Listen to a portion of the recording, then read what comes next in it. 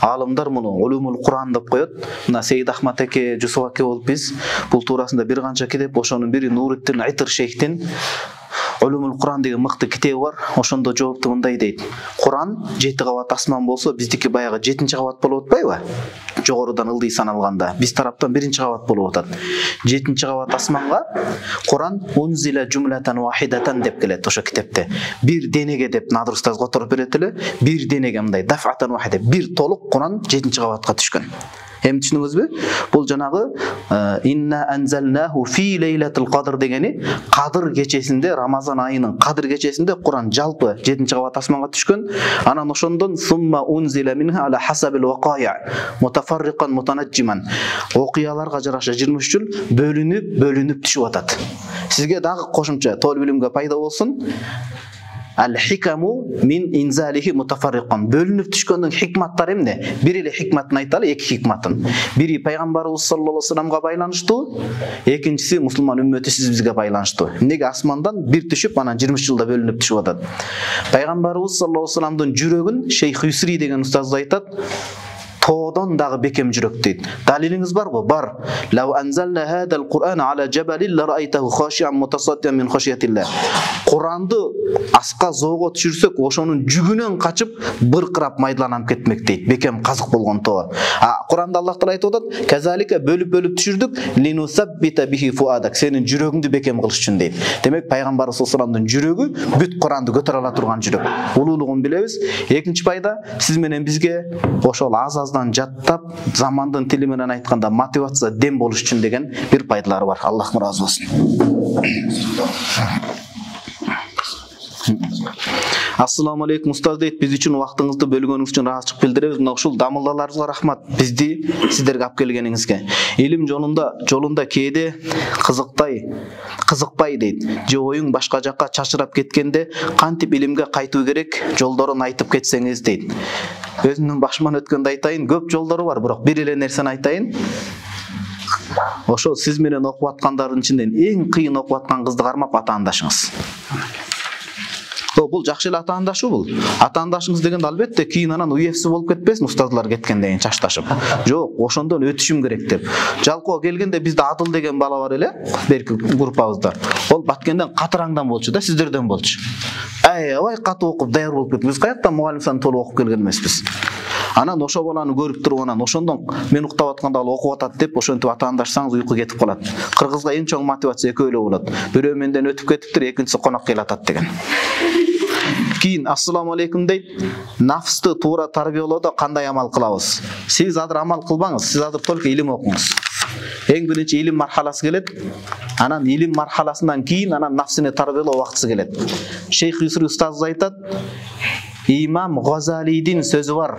Мен тафаккаха ва лам ятасавваф, ким фикт окуп туруп нафсин тарбияласа, факат тафассака. Ал адам фасык күнөөкөр болот. Бирок көңүл буруңуз.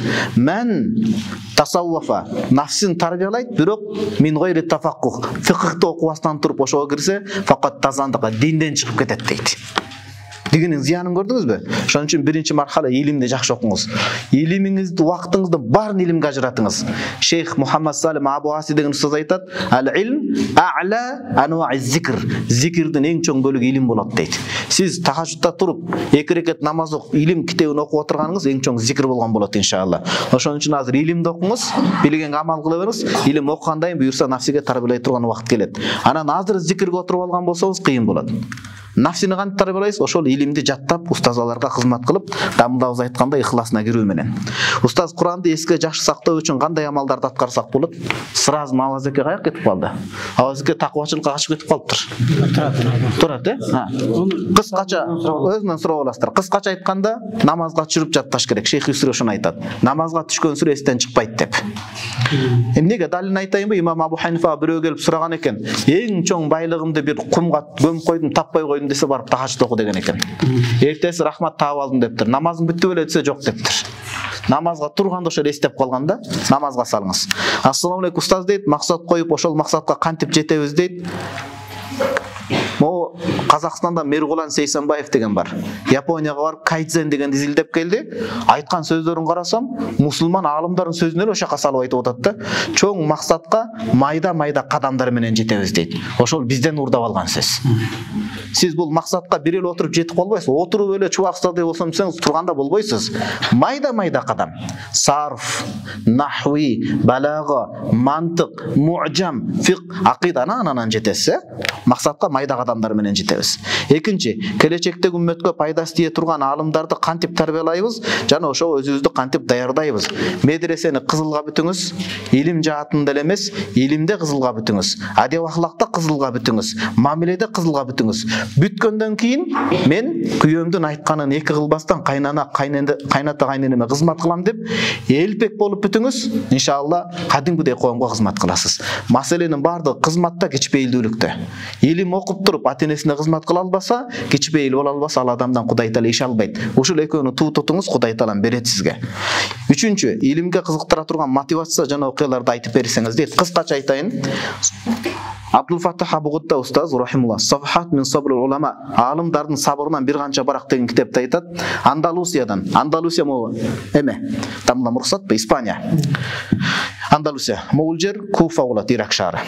Ошол жерден бир окуучу имам Ахмад ибн Хамбал чыгыптыр деп бир канча 6 айлап, 1 жылдап келсе, Кудайдын тагдыры Муътазила деген адашкан жамаат мамлекеттин башчыларын колго алып, идеологияны буруп, акыйданы бузуп, Куранды махлук дегендер капыр болуп эметсин деп имам Ахмад ибн Хамбалга Дамашны арест кылып койгон, үй камагына чыгарып, сабак айтсаң башың кесилет деп үй камагына чыгарган. Ошончо айлап, жылдап келсе бул сабак ала албай калат. Анан акыры келип арманын айтканда Ахмад ибн Хамбал радыйаллаху айтат: "Сен мага дуананын кейпинде кийинип келгин. Мен сага бир тыйын бериш керек болуп бир хадис айтам, ошентип бул абалдан чыкканга чейин хадис угасың" дейт. Жанагадан таңзаардан дуана болуп кийинип келип, имам Ахмад ибн Хамбал 10 тыйынды мисалы таштап, "Кала Расулуллах саллаллаху алейхи ва саллям" мисалы да, "Иннамал амал биннияти" бир хадис айтып, ошентип жүздөгөн күндөрдү жана адам токтобой келип турат. Элестетиңиз, качан Аллах Таала фаламма фарража курбаху, жанагы үй арестинен чыгып сабак отурганда, жанагы шакирти четте отуруп калганда, чыныгы толеби илим моундай болот деп жанын отургузуп туруп сабак өткөн. Экинчи мотивация, кечиресиз, бул керек. Саид Багдаш устазыбыз бир жума болду, WhatsApp'тан сонун бир маалымат жөнөттү. Бул устаз азыр Бадая Саная фи тартиби шарата имам Касанидин китебин тахкик кылып атат. Ошондо ушул пайданы алып келиптир. Китабы Сола 1-том ташаххуд бөлүмүндө алып келиптир. Бир адам Шам мамлекетинен жөө Мадинага келет бияктан. Умар радыйаллаху анхуга: "Ма жаа бика?" Сен ошончо алыстыктан жөө эмнеге келдиң десе, "Ли атааллама ташаххуд", намаздагы ташаххудту туура үйрөнүүнү келдим дегенде, Умар одан ыйлап сакалын дарышып кетти дейт. "Валлахи инни ла аржу миналлах алла юаззибака ахадан." Шам мамлекетинен Мадинага бир ташаххуд үйрөнөйүн деп келсең, мен сени Алла Таала азаптабайт деген үмүттөмүн деп жооп берген да. Иншалла ойлойм эки нерсе ошол мотивацияга жарайт деп. Илим алууда убакытты кантип туура пайдалансак болот? 16 сааттан кем эмес окушуңуз керек. Эми сиз медресе жатып окулат да? Медреседе 8 саат уйку, мейли 2 саат тамак иш кетсен, калган ошол саатыңызды сабакка боротуңуз. Биз мына биз үлгү эмеспиз, эч нерсе эмеспиз. Сейид Ахмад агабыз менен Жусуп акелер менен экзаменге даярдоо окуганда 12 сааттан кем эмес окубайт элек, Сейид Ахмад ака, эсиңиздеби? 12 сааттан кем эмес окубайт элек. Анткени 12 сааттан кем эмес окусак экзаменде кулап калабыз, анан экзаменден сырткары илим дагы жукпайт. Окуй бер ушунчалык эсимде. Биякта эс алып жаттык, казакстандык Шерикбол деген группалашыбыз бар эле. Мээси чарчап калыптыр. Эми сааттын тыкылдаганы нервге тийип атат. Өчүрүп койгулачы дейт эле да. Эми анчалык даражада эмес, аны эртең эч ким албай койбосын, бул кандай ойлонот деп. Эми 10 сааттай окуса болот иншалла. Ассаламу алейкум устаз дейт, зээнди күчөйтүү үчүн эмне кылуу керек дейт. Бүгүн устазлар уруксат берет чыгар. YouTube'га кирсеңиз, Калыс Саманбековден курсагы чыккан бирөө бар, айтор ошол айтат, ошол жерде бар. Ооба. Чубак устаздын эмесин айтканда, зээн күчөтүү боюнча интернетте. Устаз деме дейт, эне дейт, ата эне бир тууган боюнча сүйлөп бериң дейт. Эмне жөнүндө сүйлөп берсек экен? Максат эмне жөнүндө? Мамилеби же жакшы мамиле кылуу туурасындабы? Кеңири баянда. Баянда. Сиз мындай кылыңыз. Дамылдалар кеңири баян кылып берет. Мен сурооңузду түшүнүп калдым. Сиз азыр окуп атасыз, ата-энеңиз кыжалат болуп атат, окуудан чыгаргысы келип атат. Чыдап сабыр кылып окуңуз, 4 жыл окууңуз бүткөнчө ата-энеңиз намазга келип калат. Биз Бишкекке келгенде иншалла бул илим тартат. Имам Газалийди атасы бул кишиники Абу Хамид болгон, бир тууганы Мухаммад болгон. Эки бир тууганды атасы өлүп баратканда кошунасына даярдаган. Мунун энеси өлүп калган, жетим болгон. Мына менде өлгөн атам төшөк оорусунда жатат. Мына могул акча, түйүнчөк, балдарым аманат, ушул түйүнчөк менен сактагын деген. Кошунасы акчасын берип, акыркы тыйын бүткөндө айткан: "Эй, мен бага албай калдым, атаңардын осуятын аткардым. Могу медреседе бекер тамак аш бар, ошого баргыла" деп, максат тамак жеш үчүн кирген. Кийин айткан: "Талабнал илма ли гайрилlah." Илимди тамак аш үчүн окуганбыз биз башында дейт. Фааба айякуна илля лилlah. Илим баары өзү түздөп кетти дейт. Кызылга окуй бериңиз, ата-энеңиз да намазга келет, бир тууганыңыз да түшүнөт. Кудайым буйрса. Бишкекке келгенде, бизди апам экөөбүз келгенде, туугандар кууп чыгарып койгон, эч жерге баткан эмеспиз, жөө басып жүргөн күндөр болгон, тамашка тойгон эмеспиз. Ошол күндө мен аябай мукактанып ыйлагам. Алла Таала бүгүн мени кубалап чыгып койгон туугандарды баарын намазган кылып, ошолорго имам болушту насип кыл дегем. Кудай Таалам окууну бүткөндө баардыгын имамга чыгарып окутканга насип кылды да. Сиз только окуңуз, вообще кыжалат болбоңуз. Чубаксыз айтат, вообще кыжалат болбоңуз деп. Устаз, аял кишинин эги ауратка киреби же бетке кошулабы? Бул хизбут тахрирлердин суроосу, ага кыжалат болбоңуз. Хизбут тахрирлер ошону көп сурай берет. Моя кошулабы, кошулбайбы деп өзүнчө мындай белги коюп алат да. Негизи аял кишинин бет деген Имам Маргинани Шейхул Исламдын хидаясында келет. Дарат бабынан аласыз да. Хаддул вач кандай? Мунтаха манбат шаар дейт. Жогору жактан эк чач бүткөн жер. Чач бүткөн жерден эл асфали закон дейт. Моякка чейин мынакей. Мояктарга чейин, эк настына чейин могул жер беттин өлчөмүнө кирет. Биягы кулактын жумшагына чейин. Ошон үчүн могул жерлер ауратка кирбейт, бирок биягы кирип калат. Моюн кирет экен да, бул жери кирбей калат экен. Түшүнүктүүбү? Таквачылыкта чек жок. Куранда айтат: "Ма алал мухсинина мин сабил." Таквачылыктарда чек жок, бирок аурат ошол могул жерден ары башталат деген сөз. Ассаламу алейкум устаз дейт. Ниетте тазалануу максатында жуунса да, же болбосо атайын гусул алса да даараттуу болуп эсептелеби дейт. Даараттуу болуп саналабы дейт. Ниетте тазалануу максатында жуунса же болбосо атайын гусул алса даараттуу болуп эсептелеби? Ооба. Анткени дааратта да гусулда да ниет кылуу бизде фарз эмес. Бизде ал сүннөт болуп эсептелет. Шафии мазхабта парз болуп эсептелет. Аларда даарат алганда да ниет кылганда дагы ниет кылбай койсо өтпөй калат. Алардын далили эмне? Иннамал амалу бина. Ушул жерден азыр эм фикhtын мазасын чыгарабыз да азыр. Баягы таксырды Бишкектен бияка алып келиш керек эле. Же жеткирип койгула тартып ал ошого. Фикhtан рахат ала албай атам деген турбай, азыр рахаттын мазасын көрсөтөм да сизге. Имам Шафии мазхабта эмнеге дааратта гусулда ниет жок болсо өтпөй калат? Алардын далили иннамал амалу биннiyya. Бардык нерсе ниетке жараша болот. Бардык нерсе ичине даарат кирет, дааратта ниет кылбаса даарат өтпөйт. Таямум гусулда да таям өтпөйт дейт. Ханафилерди карап туруңуз эми. Таксырлар дейт биздикилер. Иди суда деп бергел дейт. Силер айтып аткан бул хабарлахат бир гана сахаба риваят кылган. Биз неге гусулда дагы, дааратта дагы ниетти парз кылбайбыз? Бизде күчтүү аят турат дейт. Аят бир адам эмес, бир канча ооздон оозго өтүп келген ал. Аятта Кудай Таалам: "Я айюхаллазина аману иза кумтум ила салати фагсилу." Намазга турсаңар, дааратыңар жок болсо, даарат намаз окуйм десеңер, ванту мухтисун, анда силер даарат алгыла дейт. Ал жерде ниет кылгыла деген шарт жок. Куранда ниетти башканы такыр кошуп аткан жок. Оң жак менен баштоо, тартип менен алуу, булардын бардыгы Курандын аятында жок. Курандын аяты бизге ооздон оозго көп адамдар айтылган, бул парз, ушул төртөөнү жууш керек болду.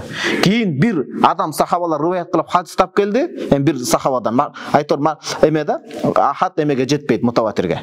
Сахабалар келип пайгамбарыбыз саллаллаху алейхи вассалам айтып берди, бирок жалгыз-жалгыздан айтты. Ал нерсе сүннөт болуп калды. Бул жерде жалгыз сахаба риваят кылган сөз менен Курандын даражасы экөө бирдей да, туурабы? Чубакстаз менен бирөөнү теңдештире албайбыз да биз. Ошон үчүн дааратта, гусулда бизде ниет кылуу шарт эмес, ал сүннөт болот. Бул деген сөз ниет кылба деген сөз эмес, ниет кылып коюш керек, бирок ниет кылбай унутуп калса даараты да иншалла гусулу да өтө берет. Даараты да гусулу да өтүп кете берет. Анан экинчиден биздин да хадистер бар. Руфи ан уммати ан-нисян Көп 3 нерсени айтат. Ва мастукрих алейхи деп.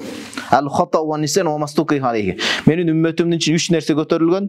Ката кетип кылып койсо, унутуп калып кылып койсо, мажбурланып кылып койсо дейт. Эми күнөөкөр болбойт деген да, исм.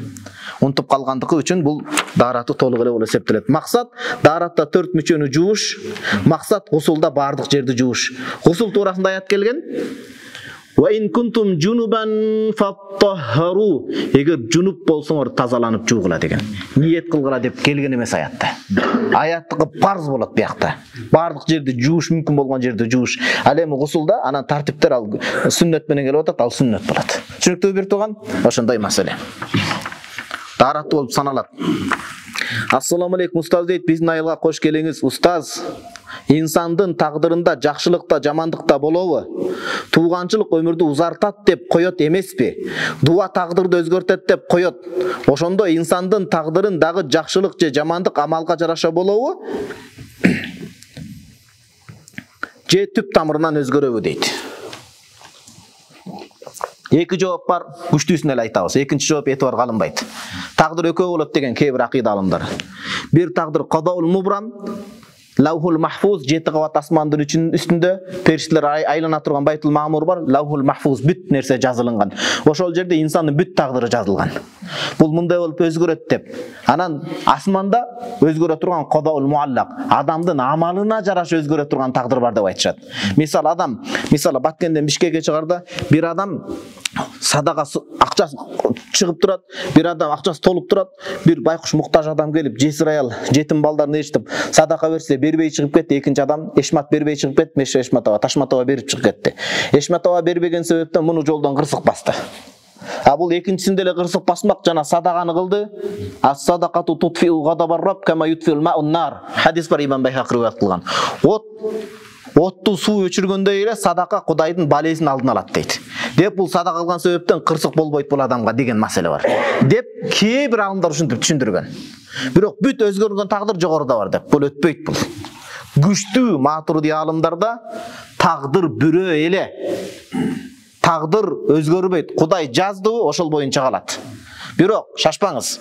Кудай жазганда өкүм буйрук кылып, калыс сен жараласың, мондай болосуң деп жазган эмес. Калыс мен сени жаратам, сага тандоону берем, кааласаң ислам жаатын оку, кааласаң шайтандын жаатын оку, шайтанга аскер болуп деп ушундай тандоо берет. Бирок инсан, Аллах билет, инсан тандоосун каяка колдонот. Мен калысты жаратам, калыска ушундай тандоо берем деп калыстын тандоосуна ылайык мондай болуп болот деп жазат Кудай Таала. Болот, болсун деп эмес. Түшүнүңүз да муну бир туган. Жөнөкөй сөз менен айтканда тагдыр илмуллахил азали вактияр, Кудайдын тандоосу, Кудайдын билими деген сөз. Манас таксырыбыздын атасы мугалим экен. Мисалы, канча жылдан баланы окута берип билет. Эшмат ал окубайт ал.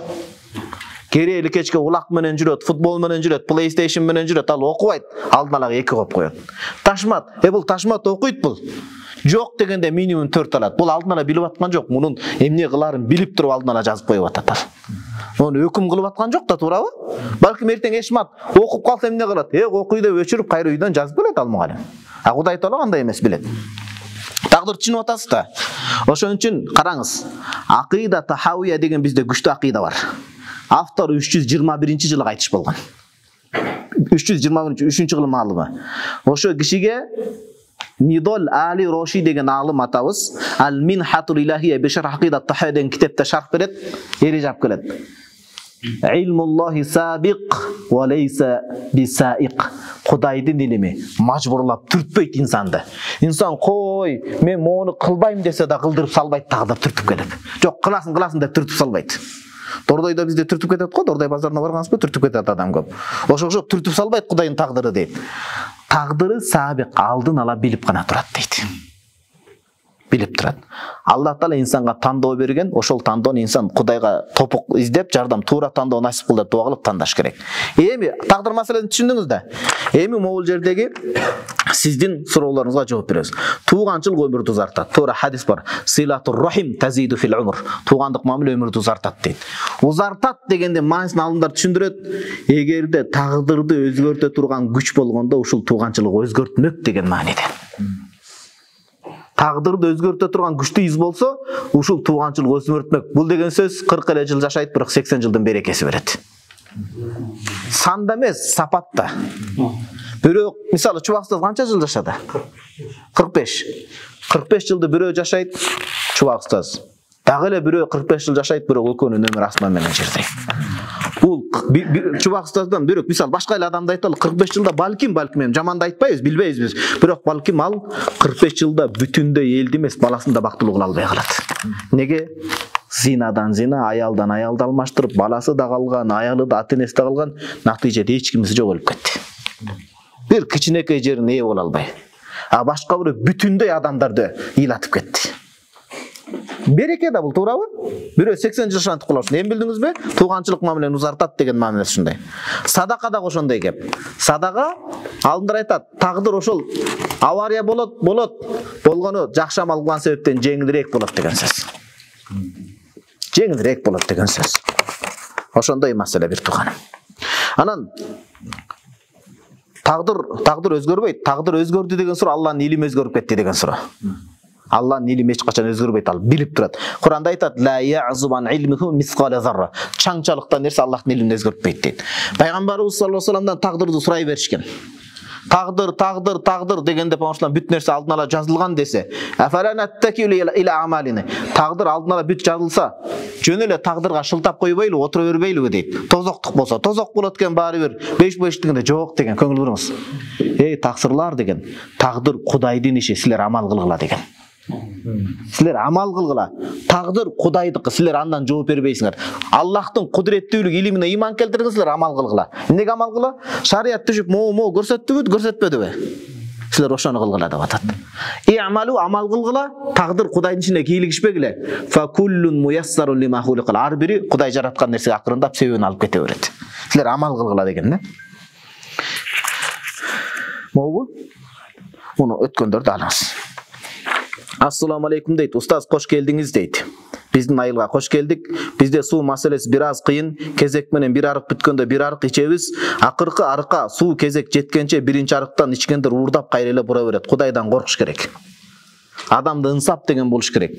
Өзү суу тартыш болсо, жерди көрүп атсак, субханалла. Ушундай катаал шартта өзү сугарып алып, байкуш бул абага, ишмат абага жеткенче тартып кеткен, бул уурулук болуп эсептелет.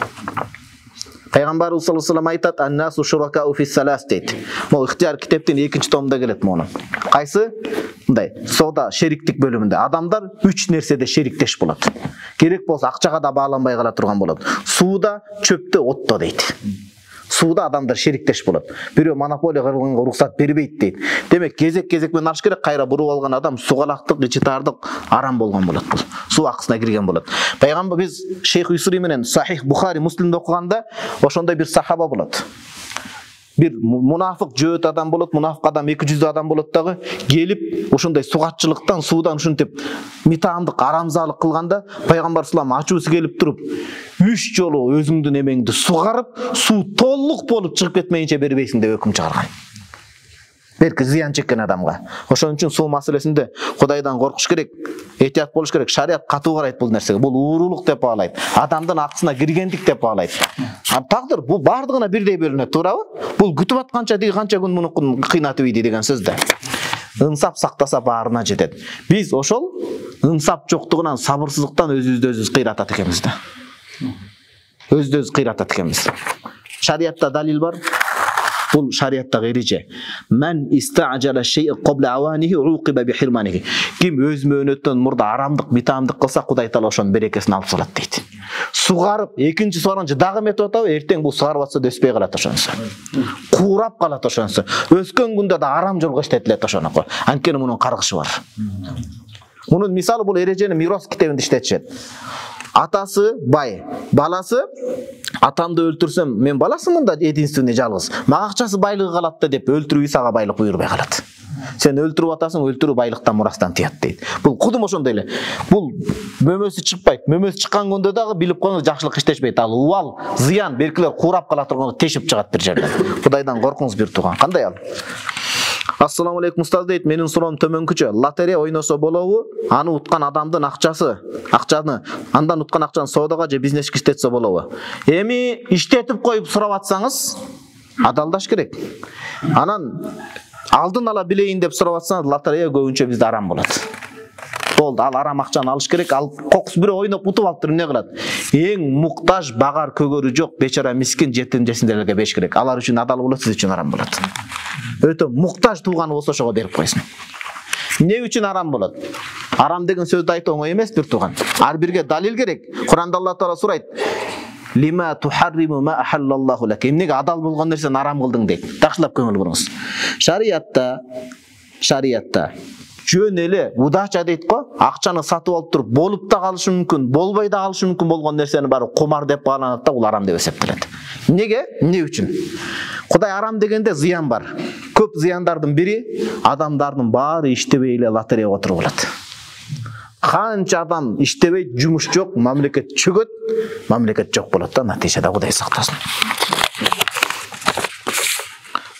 Кийинки маселе, ассаламу алейкум устаз дейт, карабалак айылына кош келдиңиз. Билим берүү системасын канткенде жакшырта алабыз? Өзүбүз балдарыбызды бала бакчага алып баргандан баштап пара бербеш керек. Өзүбүздөн башталып атат. Бала бакча, садик алып баргандан баштап, очередтер телете коюн, дигинте коюн деп куулук кылып пара бербеш керек, жана суу буруп алгандай. Өзүбүз бербесек, алар эмне кылат? Пара бербей кыргызда сөз бар го, бара бер деп. Өзүбүз көндүрбеш керек. Өзүбүз көндүрүп ийебиз да сабырсыздык кылып.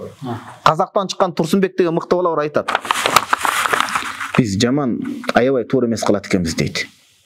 Баланы садикке алып барабыз, эң күчтүү садикти алып барып, акчаны берип, тандап, ол бала азырага даяр эмес, бирок ошону деп бүт алып жүрөбүз. Мектепке да күчтүүсүн тандап барабыз. Бирок чыныгы ата-эне жанында болуп отурган жогорку окуу жайга келгенде өзүн тапшырып ийебиз дейт. Жөнөтүп, кыз баланы алыскы жерге. Жок, ошол учурда ата кыздын жанында болуш керек деп атат. Демек, билим берүү системасын кантип жакшырта алабыз? Биринчиси, пара бербешибиз керек. Экинчи, ар бир жумушка коррупционерлер келбестен татыктуу билимдүү адамдар келиш керек. Үчүнчү тармактан кантип жакшыртабыз айтайынбы? Эркек мугалимдер окуш керек педагогикада, аялдар эле окуй бербей. 100дөн 80-90% азыр эжекелер окутат экен, эркектер аз. Жалаң эжекелерден сабак алган балдар, эми Баткендин эркектерин айта албайм, анткени сиз бу биякта жигиттер, баатыр жигиттер, патриот, чек араны сактаган жигиттер. Башка тармакта майдаланып аял мүнөз болуп кетип атышат. Карап көрсөң, аялы менен эртең бирдей таарынышат да. Эркек аялына таарынмак беле? Кебелбей басып кетет да. Катуу таарынганда тамагын бир күн жебей коет, ачык болуп жейт акыры келип. Көчөдөгү эжеси качан көчөйүн тамак берет дагы. Бир күн тамак берет, үчүнчү күн батпай калат көчөдөгү эжелерине дагы. Келет шалпайып аялына. 1-2 күн гана таарынат, калган күнү таарына албайт ал. Аялына таарынган эркектер көбөйдү. Ошонун себебинин бири да жалаң эжекелерден сабак алган себептен. Системаны өзгөртөм десеңиз, эркектер сабак бериш керек. Убагында мына аталарыбыз эркектер сабак берген да, мындай чекчейген мыкты. Ошол сабагынан алдын мүнөзү калыптанат ошонун. Анан үчүнчү маселе, мына бул киши иншалла ошол тармакта иштеген адамдарга үнү жетет. Кудайым буйрса, анан суранабыз, Кудайым буйрса. Адамдар ошол тармакта чоң бир иш жаралсын, дуа кылалы. Экинчи маселе, окуучуларды окууга кантип кызыктырабыз? Алма сабынан алыс түшпөйт. Сиз такыр кызыкпасаңыз, балаңыз кантип кызыгат эле? Сиз анын генин талкалап койгонсузда кызыкпай. Адамда ген маселеси өтө маанилүү. Ген кан кубалайт. Ошон үчүн балалуу болуштан алдын мажбурлап китеп окуңуз өзүңүздү. Анан эми балалуу болуп калдыңыз. Күнүнө биринчи методика сунуш, жеңем менен отуруп бирге китеп окуп коюңуз. О китептин ичине сотко коюп көрсөңүз деле мейли чыдабай кычышып кетип атсаңыз, бирок окуңуз. Тияктагы адам бала сизди китеп окуп атат деп көрсүн да, жок дегенде эми такыр болбой кетип атсачы, жеңем окусун эми, жеңем аял киши антип алдай албайт го негизи. Баардыгы биз алдап коебуз го эркектер, баардыгын көрсөтүп туруп. Бирөө айтат экен, таза келсе аял ишенбейт экен да башка жерде жүрдүң деп. Атайын башка жүрдү, келсе анан ишенет экен да сен түз келдиң деп. Ошого окшоп, аялдар алдай албайт го, биз алдап коюшубуз мүмкүн. Баланын астында китеп окуп отуруш керек, бир. Экинчиси методика, китепкана жасап бериш керек. Аба мен муну Египетте колдонуп көрдүм да муну. Китепкананы кооз кылып жасадык кыздардын бөлмөсүнө. Анан өздөрү тандаган китептерди алып келип, өзү да кошумча алып келип коюп, кадимкидей жоопкерчилик өсүп окуйт экен. Балага ошону сүйдүрүш керек экен, китепканага ээрчитип барыш керек экен да. Китепканага ээрчитип барыш керек экен. Бул ошол маселеси. Алынып кеттиби бул? Бул үчүнчүсү. Россияга жумушчу экспорт кылбай билимдүү жаштарды кантип тарбиялайбыз? Жакшы суроо. Ушул суроону берген адам өтө акылдуу адам экен. Аллахым сизден разы болсун. Исхак Разаков атабыздын тукумунан экениңизди көрсөтүп атасыз да. Россияга жумушчу экспорт кылбай билимдүү жаштарды кантип тарбиялайбыз? Биринчиден ар бир орунга татыктуу адамдар келиш керек, коррупционерлер эмес. Бул бир. Кызмат абалынан кыянаттык менен пайдаланбай. Кайсыл орунда болбосун, мектептин кароочусу болсо дагы, директор болсо дагы. Экинчи нерсе, эрте карып албаш керек, балдарды окутуш керек жаш кезде. Biz Kırgızlar biyakta жақсы эле болса керек, башка жерлерде эрте карып 30-40-50-ге жеткенде эле мени кара деп баланы окутпай кыйнап кара жумушка салып салат экенбиз. Натыйжада эки картайган майып болуп калат экен да. Баланы окуп үлгүрүп ал деп окутуш керек экен жаш кезде. Бала окуса анан ошол нерселерге жетет. Бул боюнча сизге Төлөгөн Касымбеков атабыздын Адам болгум келет деген китебин сунуштайм. Атасы муну даяр эле атка минер чиновник кылам деп катуу аракет кылган. Дигиге арыз жазып, буга арыз жазып, муну кетирем, дүгүнү кетирем деп акырында күтүп отура берип бул шылдың болгон, элге жерге батпай калган, бардык иштеп жүрсө бул иштебей отурган. Анан кыжалат болуп токтогулда кес курулуп атканда мен ата билим жолун тандайм деп анан кеткен да дияка. Балабызды окутушубуз керек. Ассаламу алейкум устаз, суроо. Мисалы мен намаз окуп атсам, бирөө келип уюп окуду. Андан кийин мен окуп бүттүм, кетип калдым. Мага уюп окуп аткан кишиге дагы бир адам келип уюп намаз окуса болобу дейт. Уюп поезд болуп улантып кетпей, кийинкилер өзүнчө окуганы жакшы болот. Уланып кетет да. Анткени кийинки улангандар парз окуса мейли го. Мейли парз окуса сөз жок. Бирок нафил намаз окуп калса болбой калат бизде. Ал парз окуп бүтүп сүннөт окуп алса, сырттагы адам парз окуп атат уюса, ханафи мазхабта өтпөй калат бизде. Ачык китептин 1-томунда келет: "Ла яжузу иктидау муфтарид би мутанаффил". Парз намаз окуп аткан адам нафил сүннөт окуп аткан адам уюбайт дейт. Анткени парз жогору, сүннөт ылдый. Жогорку эч качан күчтүү алсыздын үстүндө турбайт. Туурабы? Алсыз күчтүн үстүндө турушу мүмкүн. Мисалы кандай алсыз күчтүн үстүндө турушу мүмкүн. Аба сиз куфтанды окуй элексиз азыр. Сиз имамчылык өткөрдүк. Сиз парзды окуйсуз. Биз куфтанды окуп алганбыз, сизге жамааттын собун жетиштирип коелу деп сиздин аркаңызда туруп атабыз. Ушул учурда гана болот. Биз сүннөт алсыз күчтүгө уюп атат деген тетири болбой калат. Ал учурда тактап көрүп жекече эле окусун. Ассаламу алейкум Дамыл, Аллахым разы болсун, кош келдиңиз дейт. Биз досторубуз менен чогулуп аш жейбиз. Ошондо убактыбыз карта ойноо менен өтөт. Карта канчалык деңгээлде шариатка туура келет же келбейт, кененирээк айта кетсеңиз. Жакшы эмес, ойнобоңуз. Карта түбү барып кумар калып барат, түбү барып жанагындай кызганыч калып барат, убакытты кетирет. Эң эле акча тикпеген күндө деле бул макруh чубастаз кат айткан го. Акча тикпеген күндө да бул убактыңызды сиздин жейт. Эртең кабырга келгенде эсеп кысапта жалаң карта ойноп отурганыңызды элестетсеңиз кыйналасыз да. Ушундай сүйлөшөлүчү, мындай жол таба бербей. Туурабы? Жол таппай ушинтип сүйлөшөлү. Эртең кабырга келгенде эсеп кысап, эң кымбат өмүрүңдү эмнеге сарптадың десе, карап отурсаңыз, жалаң кара катын ойноп атканыңызды көрсөңүз. Чо элестетиңиз? Уятты, кабырдагы пештилер деле уялып кетти деп, кара катындан башка эч нерсе жок окшойт мунун деп. Кудай сактасын да. Ошондой бар эле да, туурабы? Дамка анан кара катын туз деп. Кудай сактасын. Бейишке кирген адам өкүнбөйт, өкүнсө бир нерсеге өкүнөт, катуу өкүнөт дейт. Убактымды муну билгенде дагы да бийик бейиштин дарасына чыгыш үчүн убактымды текке кетирбейт элем деп. Ошон үчүн туугандар, мен сизге альтернатива сунуштайт элем. Сиз азыр көл эмессиз, сиз башка область эмессиз. Мен муну менен өзүм көлдүкмүн. Кыргызстан бир бөлүп жарбайбыз. Биз бир бүтүн элбиз. Исхак Разаков атабыз айткан, 5 манжа биригип бир муштумду түзөт деген. Атабыз айткан Исхак Разаков. Сиз олиялардын, аалымдардын жериндесиз, Мына эки дамылабыз бар, жаш болсо да аалым кишилер. Ашка ушул кишилерди чакырып, аш кылып туруп, бирок сабак кылып коюңуз. Не дедиңиз? Жуда бапладымбы? Жуда бапладым. Ошондо Кудайга да жагат да бул. Аш жеш керек, картаны токтотуш керек дагы, эки дамдан отуруп туруп сабак алып коюш керек. Ашта жейлип атат, Кудай шыгышы, досторум жок, анан акыры сабак менен да бүтүп атат. Хадис бар, бул хадисти Мухтасар Таргиб ва Тархиб китебинде имам Ибн Хаджар Аскалани алып келет. Кайсыл бир мажлис, жыйын, топтомдо Кудай эскерилбесе, ал өкүнүчкө себепкер болот дейт. Бул анык нерсе да. Кудайдын сабагы, зикри болбогон топтомдо сөзсүз өкүнүч менен бүтөт. Аялың кызганат, анан оюндан чыр чыгат, шайтан ортого чыр таштайт. Анан сеники меники деп кажы-кужу өлтүрүшкөнгө чейин барат да, Кудай сактасын. Ошон үчүн картаны жыйыштырабыз. Шариатта макруh болот, убакыт алгандык үчүн. Эгерде акча тигилсе арам даражасына чейин жетет. Устаз, жаш балдарыбыз да келишти. Аларга эң жакшы насаат кеңешиңизди айтып коюңузчу дейт. Пайгамбарыбыз саллаллаху алейхи вассалам айткан, Азирет Абдулла ибн Аббаска. кичине убакыт бересиздер да, бүтүрүп алып. Я гулам деген, эй жаш бала деген. Эй деген эмес койма. Кичинекей жаш бала деген. Саммилла, тамак жегенде дайыма бисмилланы айткан. Ва кул би яминика, оң колуң менен жегин. Ва кул мимма ялика, Риядус Солихин делет. Алдыңан жегин деген. Жаш бала деп таштап койгон эмес да. Башка урамет айтат: "Я гулам, ихфазиллаха яхфазк." Кудайдын буйруктарын жаштайынан сакта. Кудай сени сактайт. Ихфазиллаха таджидху туджахак. Кудайдын буйруктарын, намазын сакта, орозосун сакта жаштайыңан. Намазын оку, билим оку, ата-энеңе жардам бер, таза бол. Кудай сени дайыма жардамчы болот дейт. Сизге бир окуяны айтып берейин. Мына жаш балдарга айт дедиңиз. Сахил, атын эстеп калыңыз. Сахил ибн Абдилла Тустари. Кыскача Тустари.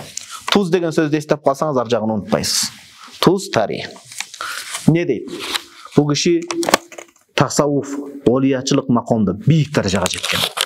20 жашка жетпей, чоң олиялар буга кол берип келишкен да. Пир тутунуп келишкен. Кантип сурашкан, сиз кантип жеттиңиз деген. Мен жетим болгомун дейт. Атам жок, жетим элем дейт. Энем бар эле, анан мага аталык тарбия бериш үчүн таекем келет эле дейт, тагасы. Тагасы келишеттер экен да, буга айтат экен.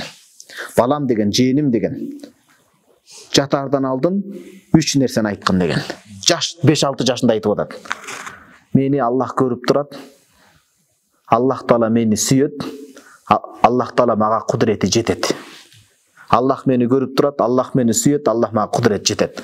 Дайыма ошону кайталай берген дейт. Таекемден, тагамдан ушул сөздү уккандан баштап мен дайыма төшөктө жатканда турганда ушуну кайталай берет элем дейт. Кийин кайталай берип, ушул жүрөгүмө сиңип кетиптир. Эч качан күнөө кылууга жер таба албай калдым дейт. Күнөө кылайын дегенде эле баягы жаштыкта кайталап келген сөз чыгат дейт. Аллах мени көрүп турат, Аллах мени сүйөт, Аллах мага кудуреттүү.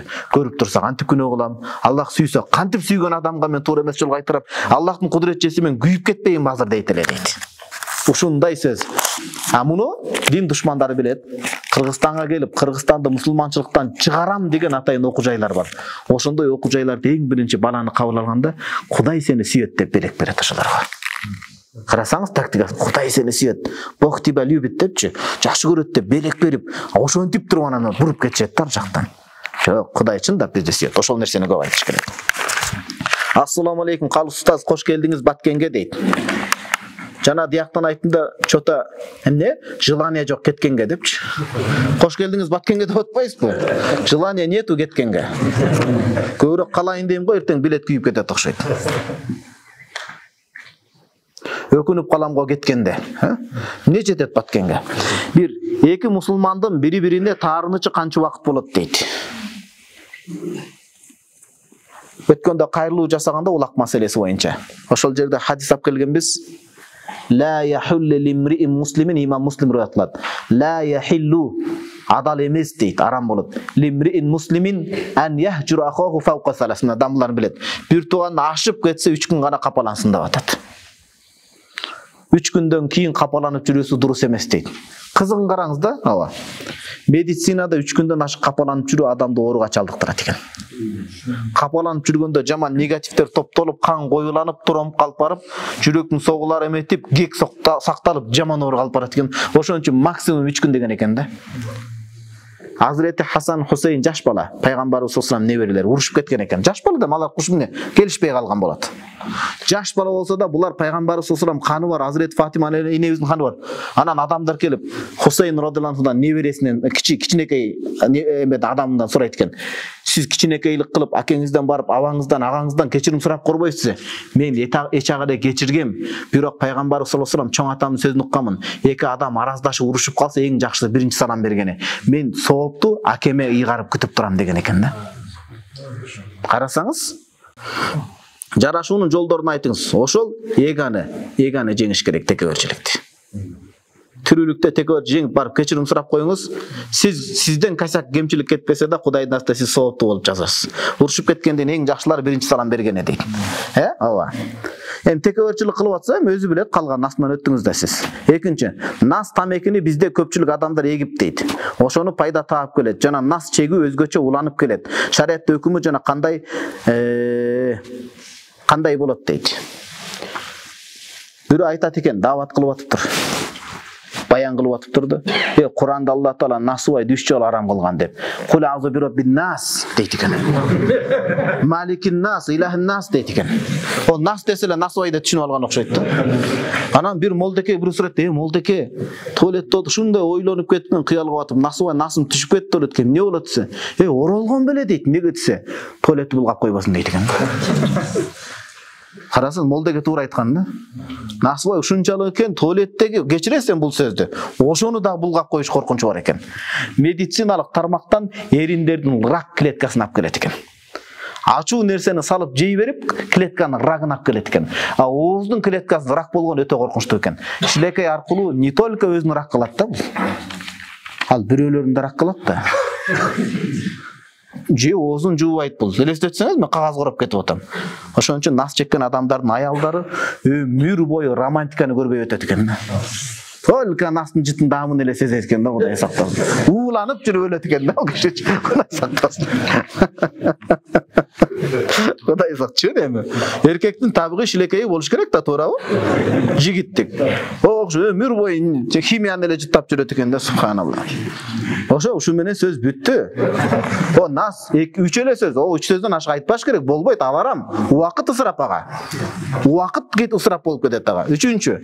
Арак пивону кээ-бир достор арыла албай жүрүшөт, насаат берип коңучу. Аракты кайсы арыбызга ичебиз, болду, токтотуш керек.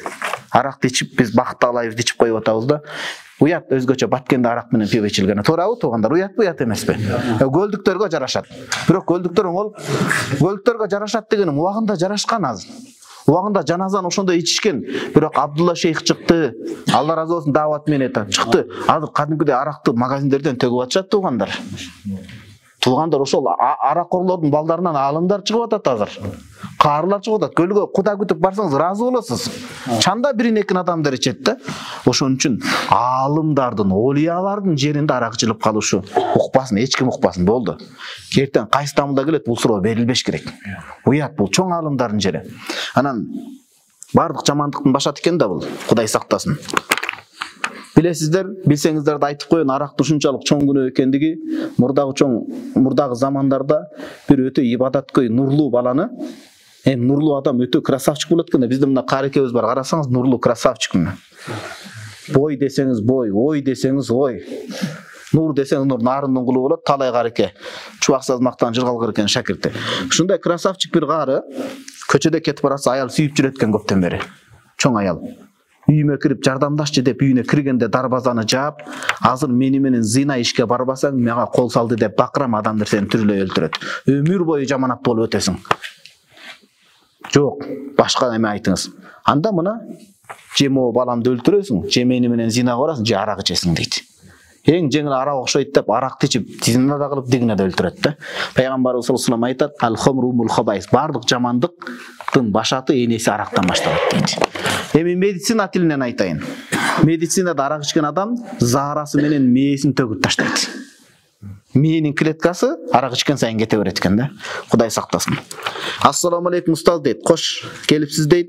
Аялы менен жакындык мамилеге барганда мен оңдоп кеттим. Ада кагаз короп окуп, аялы менен жакындык кылганда көбүнчөсү эле сактануу, экүү максатында сыртка уруктукту түшүрө берүү күнөө болбойбу?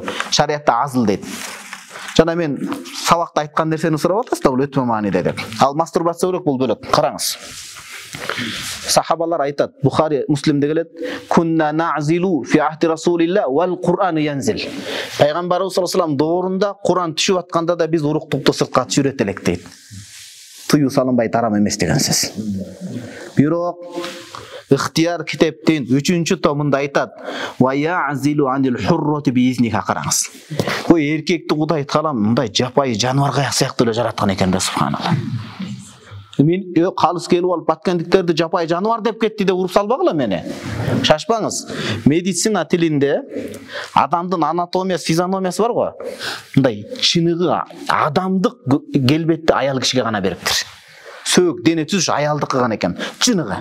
Эркектики жаныбар, мындай жаныбарлардын окшош болот экен да. Эркек адам ошондой күчтүү кылып.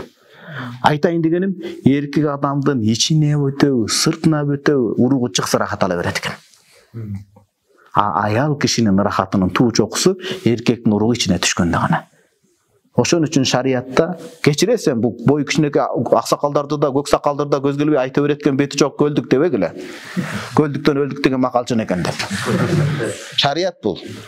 Ошон үчүн аялдын ырахаты эркектик ичине бүткөндө бүт витаминге керектүү затка кетип аткандыгы үчүн, балага калганы витаминге кеткендиги үчүн шариатта бул аялдын акысы аял макул болсо гана сыртын ачып жүрөсүңөр деген маселе бар.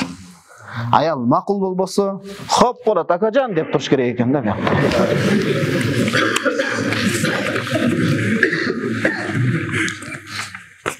Анан экинчиден балалуу болуу мүмкүнчүлүгү болуп атса сактана берген жакшы эмес. Анан өтө олуттуу нерсе болуп кыйналып бала чака көбөйүп тарбиялайбыз десе бир жөн. Демек, ал жеңебиз менен кеңеше турган маселе, анын акысы. Ассаламу алейкум устаз дейт. Мен жакында балалуу болом, Кудайым буйрса иншалла. Ошого бир кыз балага, бир эркек балага ат коюп бериңизчи. Аллах разы болсун. Таарат сындырган жерге истинжа кылса болобу дейт. Таарат сындырган жерге истинжа кылса болобу. Бул дегени кандай манасы шейхим? Мен шынын боюнча ошо туалеттин өзүндө эле истинжа кылса болот деген сурап. Баткенде башка жерде кылабы? Бизде көлдө ошол жерде кылат мисалы. Жанына тешик эмес, мындай эме кылып койгон да. Көрдүңүзбү ошо мына Баткендин курулуш инженериясы бөлөк да. 2 комнат, машалла. Машалла. Ошо 2 точка. Мен сурап атканым билбегеним үчүн сурап атам да шейхим. Муну туура түшүнүңүздөр агаларым, абаларым. Үчүнчү нерсени кошуп таң калып атам да мен. Жана мурдагы эркектердикинде айттым. Тазалык ажаатканадан башталат деп. Молда Ахундамулла атабызга зыярат кылып батасын алып киргенде бут сүлгү, бет сүлгү деп бир коюптур. Кыргызстанда көрө элекмин андай жерди. Бут менен бет сүлгү. Экинчиси бүт ажаатканаларда корс. Жалаң мектепте дубошник окугандар жазат да. Жаап кой, чыгарып кой, мен деген деп чыгып. Эми эле зонадан чыккан адамдын эмесиндегидей. Ондай. Шефир деп коебу? Шефир кызыл чайды ичип, колго гантикти айландырып, чечип кой брат деп. Кирген сайын кыжалат боло беринде, мындай жумшак жазса болбойбу деп. Же Египетте жүрүп мен жумшак болуп кеттимби? О, Баткендин туалеттеринде сонун экен. Эшикти жаап коюңуз. Сураныш депчи. Үчүнчүсү 2 тешик да, машалла. Уникалдуу экен Баткендики. Эми 1 тешикте кыласыз, 2 тешикте кыласызбы, истинжа кылсаңыз эсеп негизи. Болгону адеп дагы да тазараак болот, бөлөк жерде кылынганы жанагы 2-нчи бөлмөдө. Бул берки жер чачырайып башка болот. Анан курсаңыз чыккан сайын дем алыш кыйын болот, кыймылдаш кыйын болот экенде чачырап тийип калбасын. Ошон үчүн этияттык тазалык үчүн бөтөнчө кылган жакшы. Анан бул тазалыкта.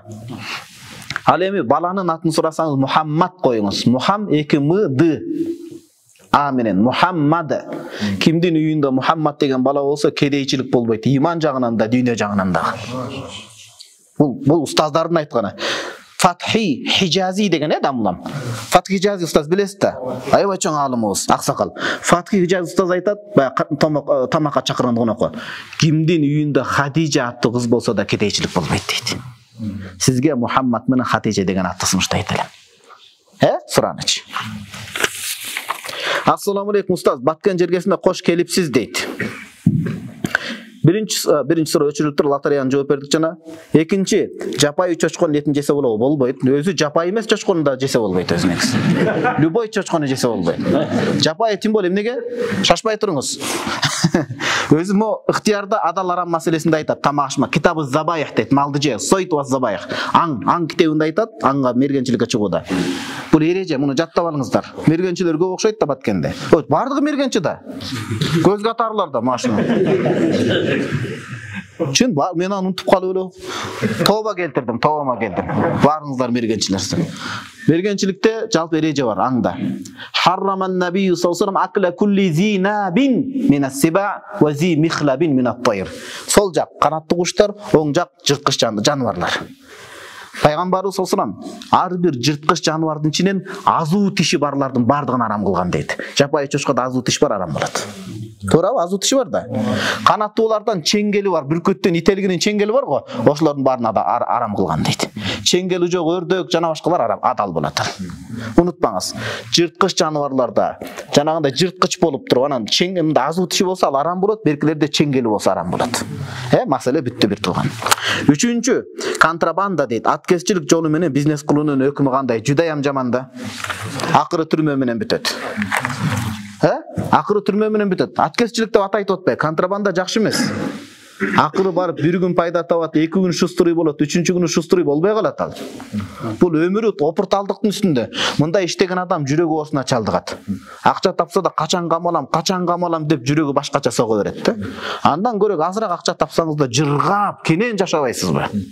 Туурабы? Кенен жашанган нежесин дүйнө кенен тартпаш керек. Ана мамлекет закону бар да, законун сыйлаш керек. 3-4 суроңуз, гыйбат ушактан кутулуу үчүн кандай сунуш бересиз? Акча чыгарыш керек. Кандай акча чыгарыш керек?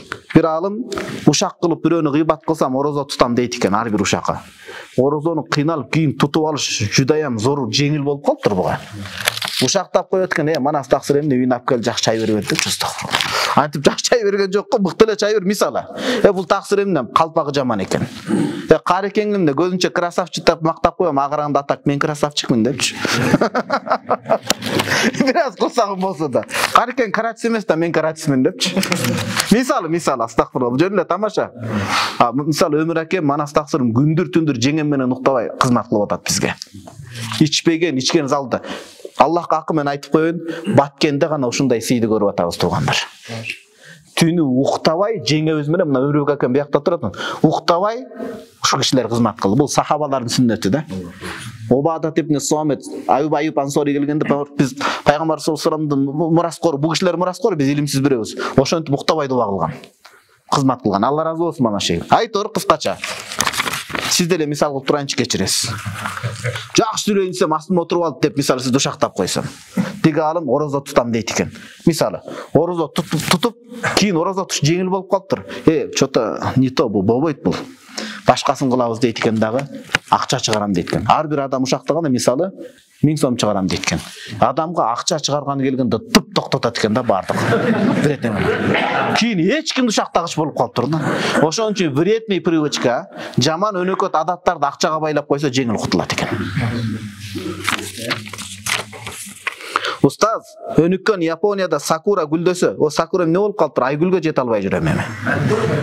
Болду акын дамылды, Кудай көзү тирүү болсун, Кудо деп, Кудай деген да жокмун. Кудо деп дуа кылып аттым да. Алхамдулилла жолуктум дамылга. Молда Ибрахим деген дамылда бар экен, лейлекте ошо кишиге жолугуш насип кылсын. Устаз, өнүккөн Японияда сакура гүлдөсө бүт туристтер барып келет дейт. Бизде Баткенде баары билет, өрүк гүлдөсө туристтердин тыысы жок дейт. Ошол учурда айтайын дегеним, эгер болсо баяндарда пайдалуу, жактырып эске алып, альтернативабыз бар деп коесузбу дейт. Жерибиз мамлекетибизге салым болсун. Дайыма сабакты кошуп атам, Баткенге баргыла деп. Байкап атасызбы сабакты? Баткенден Жалал Абад, Оштон баргандарды диги жерлерде батырбай коет экен деген маселелерди дагы эметип атабыз. Бул жер ортосун бөлүп жаруу эмес, Кудай сактасын. Биз элбиз.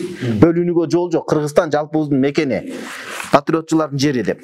Ошо албетте айтам. Ан үчүн эмне кылыш керек? Ан үчүн апрелде келиш керек, Айгүлгө түшүш керек, анан соц тармактарга сонун сүрөттөрдү жөнөтүш керек. Бой кичинекей калыс таксыр барыптыр, биз деле көрүп келеш деп келет да анан анча-мунчалары. Түшүрүп жөнөтүш керек чоң-чоң дамылдарды. Айтабыз иншалла, Баткенге келгиле, өрүк сарлуу өрүктү көргүлө, мондай кызды келиндерди, келинчектерди тап келип төшөк тиккендерди үйрөтөлү. Буякта музей ачылып атыр, музейди көрөлү. Гүлдөрдү көрөлү да.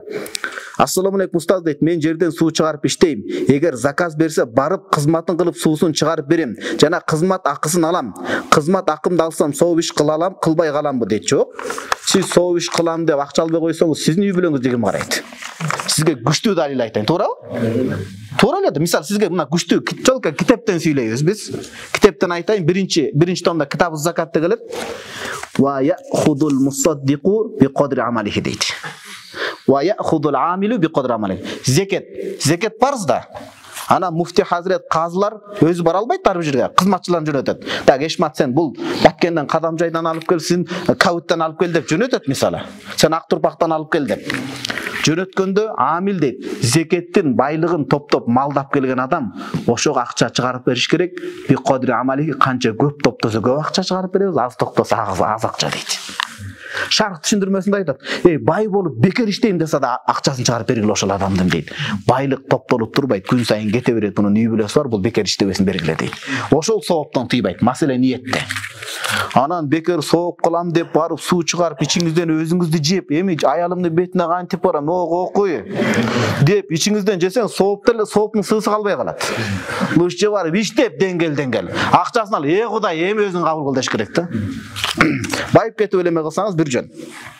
Ассаламу алейкум устаз, кош келипсиз, суроом дейт. Классташ досторубуздун арасында сый-урмат, иман деген түшүнүк жана жок дейт. Иман деген түшүнүк жана сөгүнмөй урушуу дос жөнүндө айтып бериңизчи, рахмат. Бойдокторго бир дуа кылып коюңузчу.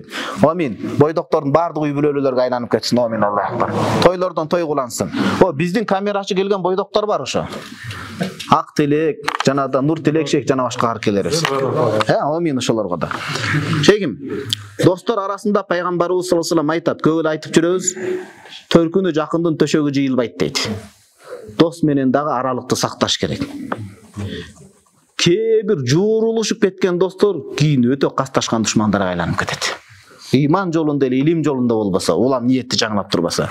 Зур гиббан, досуңузду сагындырып убакыт өткөрүп барыңыз, таздат хуббан, сүйүү күчөйт, ортоңордо достук күчөйт дейт. Тез бара берсе, бүгүнкү күндө достуктун сырын айтайынбы, мына бойдок адам сурап атпайбы? Кийин үйлөнгөндө аяшыңызга жаксаңыз дос болосуз, болбосо дос боло албайсыз. Тез бара берсеңиз аяшыңызга жакпай каласыз, барып досуңузга деле жакпай каласыз. Азыр эркектер мисалы дос мен баратам дейт да, Баткенден Бишкекке чыгат. Анан досуң келе бер дейт дагы, үйүнө чакырып коет, анан аяшы жаман көрөт. Баягы досуң келип табы дагы дегенде анан сразу Бишкектен жок болуп кетет бул. Соткасы өчүп калган болот, дос жобосу мен жумушум чыгып калды деп калган болот да. Ошон үчүн көп бара бербеңиз, аяшыңызга жакпай каласыз, бул бир. Экинчиси, пайгамбарыбыз саллаллаху алейхи ва саллям айтат, дос маданиятында ошол досту көргөндө сизге таквачылыгы менен, илими менен пайдап келген болсун дейт. Эч бир пайдап келбесе, сыныктан башкасы жугуштуу, адам досунун дининде ким менен дос болуп атканына карасын дейт. Дос диниңизди урдап коюшу мүмкүн. Дос убактыңызда, анан дос байлык үчүн болгон дос бар, андайдан этият болуңуз. Бул катуу сөз, катыныңыздын сулуулугу үчүн, аялыңыздын сулуулугу үчүн дос болгондор болот. Андан өтө этият болуңуз. Өтө этият болуңуз. Бул акыйкат сөз. Кудай үчүн дос болгондор менен дос болуңуз. Анан бойдокторго дуа кылабыз го, бирок эң чоң дуа аракет кылып үйлөнүш керек анан. Дуа дамылда, любой келген дамылдан батыла берип өзү үйлөнбөсө эмне, дуа кылбаш керек ага. Амин, өмүр болу бойдок өт деш керек ага. Ошондо дамылда бойдок өт деп бул кабыл болбойт, коркпоңуз, колдун тетирмегин айтып атам. Деп дамылда айтып деп коркуп эртеси барып үйлөнүп алат да ошондо. Болбосо үйлөнбөй жүрө беришет экен биздикилер. Чубакса да айтат го. Бутка туруп алайын деп башка жак турбай калбасын деп. Бүгүн билбейм, өрүкзар мени тээп атабы мынчалык, өзүм адептүүлөп ал элем өзү. Ошо күнөөнүн баары өрүктө окшойт ошо. Мана шей өрүккө түптүктөрдүн дүңкүн кошуп ийген, билбейм эмне болгон. Мынчалык сүйлөбөйт эле мен, кечиресиздер. Ассаламу алейкум рахматуллахи ва баракату, устаз дейт. Сизди көрүп раматтылык устазы, чубак устаз көргөндөй эле болом дейт. Аллах ыраазы болсун, алтын устазыбыз. Биринчи сурооңуз. 5 убак намазга бекем болуу үчүн таргып берип коюңузчу, намазга бекем боло албай жатам. Дааватка чыгыңыз, таксырым. Даават Кудай Тааланын Кыргызстанга берген бакыты бул. Эмне деген соң, мына ошол даават себепкер болуп биз илимге келдик. Ошол жол менен мына Баткенге да даават ниетинде келдик. Даават бул сонунда акчаңызды, малыңызды 3 күн жеңеме шартты жакшы түзүп бериңиз дагы, муфтиятка баш ийип жанагынтип тентек болуп кетпей, түз чыгыңыз, 3 күн шундай сон намаздын рахатын алып келесиз. Рахат жан дүйнөңүз эс алып келет, туурабы? Бул жан дүйнөңүз эс алат да. Анан экинчиден үй таалимди тирилтиңиз. Фадайламал бар го, фадайламалды намазды көп кайталап окусаңыз, ошол нерсе маякка кирет. Бүгүн адамдар дүйнөнү кайталай берип, жүрөккө дүйнөнүн сүйүсү кирип кетип атпайбы? Колдо болуш керек, бул жүрөккө кирип кетип атат да. Ошого намаздын таргибы ошол бир тууганым. Экинчиси, ат-таргиб ва тархиб китепте Имам Мунзириде хадис бар. Пайгамбарыбыз саллаллаху алейхи ва саллям айтат: "Иннама мауд", тажап кетпедиңиздерби? Жок. Кечиресиздер. Иннама ошентип жатып деле угуп тургулачы, өзү мен сүйлөй берем эмес. Жата бериңиз. Сиз жат бутуңуздан. Чубакса ушинтет, устаз мит десең, мага демек бутуңду асып алып деле угу берме деп. Главный могул жерден ук дейт эле да. Ошо кенен балыштарды алып келип жатып мен сүйлөй берем өзү. Мындай кенен отуралы да кысылбайчы. Ошону айтат да: "Иннама маудиус салати минад-дин ка маудиур раъси минал жасад." Намаздын диндеги орду денедеги баш сымал дейт. Болду да, мындан артык кандай сөз керек? Биз денени башсыз элестете албайбыз. Эң биринчи сурак намаздан болот. Үйлөнгөнүмө 3 жылдын 100 болду дейт. Балалуу болбой жүрөм дейт. Осы 3 жыл эч нерсе эмес, 18 жылдардан деле жүрбөйбү? Жакшылап аракет кылыңыз иншалла. Жакшы аракет кылбай эле бизден дуа сурай бересизби? Устаз Аллах разы болсун дейт. 3 жыл эч нерсе эмес, дуа балалуу болосуз. Иншалла дуа кылабыз. Rabbi habli min ladunka zurriyatan tayyibatan innaka sami'tu. Аллахым ушу кишиге жана башкаларга жакшы уул перзенттерди, кыз перзенттерди бере көр. Чубак устаздан кем болбогон, Апсатар дамыла устазыбыздан кем болбогон, Молда Шакир дамыла устаздан кем болбогон мыкты инсандарды, Хадича Фатима энебизден кем болбогон мыкты кыздарды бере көр. Бирахматикер. Дуа кылыңыз иншалла, дарыларыңыз болот буйурса, сабыр кылыңыз. Кудай Тааланын ар бир нерседе берекеси бар. Аса ан такраху шай'ан ва хува хайрун лакум. Куранда аят бар. Бир нерсени жаман көрөсүңөр, силер үчүн жакшыраак. Балким сиз азыр балалуу болууга даяр эмессиз. Балким. Бирок иншалла Кудайым берсин. Ассаламу алейкум устаз, кош келипсиз биздин айылга. Устаз, азыркы учурда Amazon, Сыра деген сетовый маркетинг сыяктуу нерсе менен кээ бир адам акча иштеп жатышат. Шарттары $100 баштап ошол платформага катышып баштайт экенсиң. Өткөндө сурашты шуну. Сетовый маркетинг арам болот. Чубак устаз да айткан. Неге бул жаңы түрүн чыгарышты? Мындай. Бизди булар аңко деп ойлойбу, кыргызстандыктарды $100 салат экенсиз. Анан бир айга жакын ошо $105 кылып кайтарып алат экенсиз. Иштесеңиз. Ошондо бир ай кыйналып жүрүп биз $5 эле $10 пайда көрүп атат да. Ошентип мейлерди алдап коюп атат да. Жакшы эмес бул, этият болуш керек. Сөз бар, насиядан нак жакшы, жылтырөңдөн ак жакшы дейт. Мындай нерселерге киришпей адал менетине. Кудай Таала баткенге өрүк берди, өрүк күрүш берди, ошо менен аракеттениш керек. Коюш керек аны. Болбой турган иш, бирөөнү ээрчитип, бул сетео маркетинг арам болуп калат. Еврейлердин чыгарганы да. Устаз, сизден Аллах разы болсун, менин небереме дуа бериңиз. Аллах кичине мээнет берип ооруп жатат дейт. Амин. Дара берел, анткени баткен ушундай укмуштуу жер сразым бериш керек да дуаны. Аллах Таалам ушул чоң атабыздын небересине шифа бер. Аллахумма роббан нас азхибал бас ишфи анта шафи ла шифа илля шифаук шифа ла югадиру сакама. Аллах Таалам ушундай шифа бер. Небереси чоң атабыздын небереси күчтүү балбан болуп, аалым болуп, келечекте бизге сабак айтып биз уга турган аалымдардан. Ассаламу алейкум устаз, кош келдиңиз Карабулак айылга дейт. Менин суроом дейт. Ууг алып кетиптир, суроом. Төмөнкүчө. Чубак ажы Жайлылов устазды сагындыңызбы? Эгер азыр болсо эмне дейт элеңиз? Аябай сагындык устазды. Келинчегиз экөөбүз канчага келе албай, аябай сагындык. Эгер устаз тирүү болгондо Египеттеги окууну жыйыштырып, келип эле устаздын жанынан көбүрөөк окумакмын. Кызматын кылып окуп, анан устаз бар дегенде анан кайра Египетке барып уламакмын да. Анткени устаз ошондой кен эле. Шунчалык береке эле, жанында жүрүп окуш керек эле да. Ошондой. Устаз өзү окууга жөнөттү, бирок азыр болгондо устаз жаныңыздан чыгарбаңызчы деп эле суранып, муну өзүнчө сактап коюңуз. Дуа кылып окуйт элек жанында. Шунчалык чоң агылым киши эле. Муну дагы эмете туруңуз. Аллах Таалам разы болсун. Аллах Таалам баарыбызга берекесин берсин. Ушундай нерсе сезилип атат жүрөккө, мындай өтө жакын адамдардын алдына келгендей эле болуп атат да. Болсо мынтип ачылыш кыйын да туурабы? Алла Таалага шүгүр, амин. Жараткан жалгызым Алла Таала баарыбызга береке бергин, рызкы бергин, ушул баткен элинин берекесин, жакшылыгын бизге бергин.